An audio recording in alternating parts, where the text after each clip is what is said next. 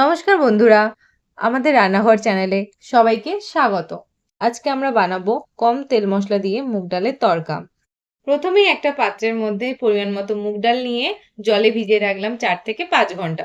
আর একটা পাত্রে নিয়ে নেব পেঁয়াজ কুচি, কুচানো আদা, রসুন কুচি, লঙ্কা কুচি।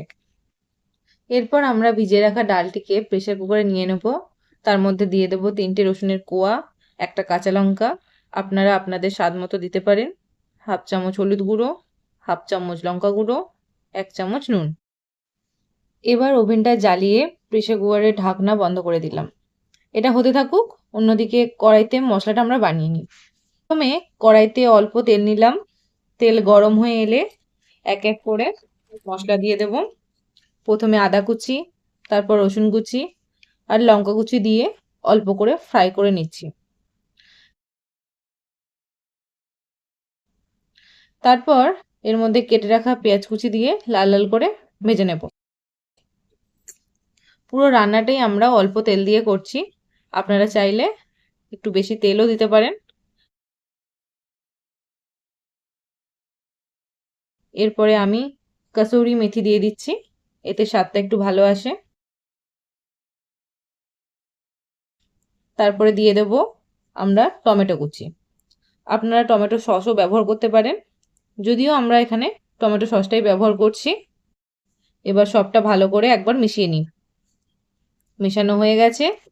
এবার দিয়ে দেব 1 চামচ হলুদ গুঁড়ো,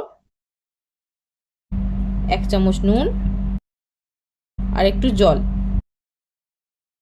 এবার ভালো করে আরেকবার মিশিয়ে নিই। এতক্ষণে ওদিকে ডালটাও প্রায় সেদ্ধ হয়ে এসেছে, 3টে সিটি পড়ে গেছে। ঢাকনাটা খুলে দেখে নেব একবার। এই যে দেখুন, ডালটা ভালো মতো সেদ্ধ হয়ে গেছে।